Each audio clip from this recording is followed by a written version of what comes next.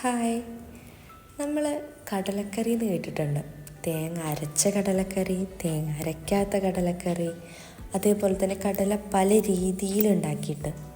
എന്നാൽ നമുക്കിന്ന് തേങ്ങയില്ലാതെ ഒരു തേങ്ങ അരച്ച കടലക്കറി ഉണ്ടാക്കിയാലോ? എൻ്റെ ബി.എഡ് കാലത്ത് എനിക്ക് കിട്ടിയ റെസിപ്പിയാണിത്. അപ്പോൾ അതിന് കുറച്ച് വെജിറ്റബിൾസ് വേണം. നമ്മുടെ കുറച്ച് ക്യാരറ്റും ഉരുളക്കിഴങ്ങും ഉള്ളിയും അതേപോലെ കുറച്ച് മുളകും ഒക്കെയാണ് ഇതിന് വേണ്ടത്. പിന്നെ എന്നത്തെയും പോലെ തലേന്ന് കുതിർത്ത് വെച്ച നല്ല സാധാരണ കടലും. അപ്പോൾ നമുക്കിത് എങ്ങനെ ഉണ്ടാക്കാൻ നോക്കാം. ഇതിൽ കുറച്ച് പൊടികളൊക്കെ വേണം, അത് നമുക്ക് വഴിയേ കാണാം. അപ്പോൾ നമ്മളൊരു കുക്കർ എടുത്ത് അതിലേക്ക് കുതിർത്തി വെച്ച നമ്മുടെ കടല ഇട്ട് കൊടുക്കുക. അതിനുശേഷം നമ്മൾ നേരത്തെ കാണിച്ച വെജിറ്റബിൾസ് ഇല്ലേ, അതെല്ലാം അതിലേക്ക് ഇടുക. എന്നിട്ട് നമ്മൾ ആവശ്യത്തിന് നമുക്ക് ആ ഒരു കടല മുങ്ങിക്കിടക്കുന്ന ഒരു രീതിയിൽ കുറച്ച് വെള്ളം ഒഴിച്ചു കൊടുക്കുക. അതായത് അതിൽ കരിയാതിരിക്കാനുള്ള രീതിയിലും പിന്നെ കറിയിലേക്ക് വേണ്ടതായിട്ടുള്ള വെള്ളം.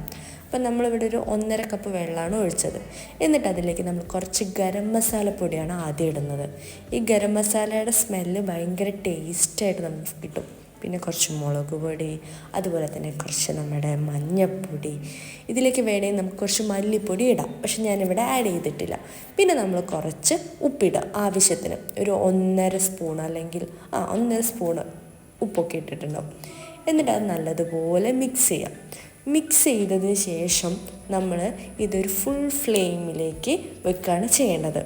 അപ്പം നമ്മൾ കുക്കറിൽ ഒരു ഇൻഡക്ഷൻ ഓൺ ചെയ്തിട്ട് ഈ കുക്കർ വെച്ചിട്ട് എന്നിട്ട് നമ്മൾ ഒരു 5 വിസിൽ വരുന്ന വരെ ഇതൊരു 5 വിസിൽ ഇതിൽ നിന്ന് വരണം. അപ്പോഴാണ് ആ കടല ശരിക്കും വെന്ത് കിട്ടുക.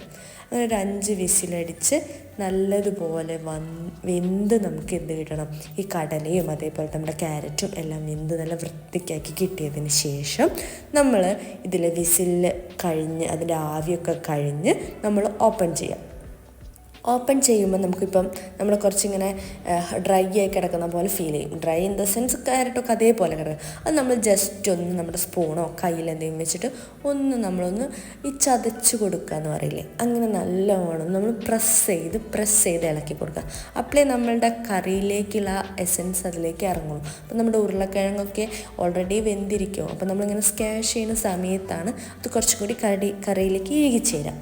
എന്നിട്ട് നമ്മൾ തേങ്ങയ്ക്ക് പകരം ഉപയോഗിക്കുന്ന ഇൻഗ്രീഡിയൻ്റ് നമ്മൾ നേരത്തെ വേവിച്ച് വെച്ച ഈ വെജിറ്റബിൾസും ഈ കുറച്ച് കടലയും എല്ലാം എടുത്തിട്ട് നമ്മളൊരു മിക്സിയുടെ ജാറിലേക്ക് ഇടണം. ഈ മിക്സിയുടെ ജാറിലേക്ക് ഇടുമ്പോൾ നമ്മൾ ആ വെള്ളം തന്നെ, അതിൽ നമ്മുടെ കറിയിൽ നമ്മൾ ഒഴിച്ച ആ വെള്ളം തന്നെ നമ്മൾ ഇട്ടിട്ട് നമ്മൾ കുറച്ച് വെള്ളം, അതൊന്ന് അരഞ്ഞ് കിട്ടാനുള്ള വെള്ളം ഇങ്ങനെ പേസ്റ്റ് പരുവത്തിലാക്കി അരയ്ക്കാം.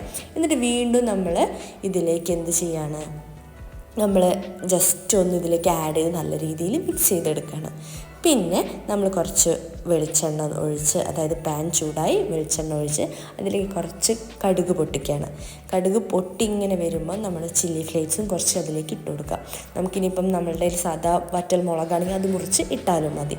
എന്നിട്ട് നമ്മൾക്ക് ആസ് യൂഷ്വൽ നമുക്ക് സ്മെല്ലിനും ടേസ്റ്റിനൊക്കെ വേണ്ടിയുള്ള കറിവേപ്പില, കറി ലീവ്സും ഇട്ടിട്ട് അതിലേക്ക് നമ്മൾ ചെറിയുള്ളി ചെറുതായിട്ട് അരിഞ്ഞതും കൂടിയിട്ട് നല്ലതുപോലെ റെഡ് കളറാവുന്നവരെ നല്ല രീതിയിൽ വഴറ്റിയെടുത്തിട്ട് നമ്മളിതിലേക്ക് ആഡ് ചെയ്യാം, നമ്മുടെ കറിയിലേക്ക് ആഡ് ചെയ്യാം. അങ്ങനെ നമ്മുടെ കറി റെഡിയായി. തേങ്ങയില്ലാതെ എന്നാൽ തേങ്ങ അരച്ച പോലത്തെ കടലക്കറി. അപ്പോൾ എല്ലാവരും പരീക്ഷിക്കാം.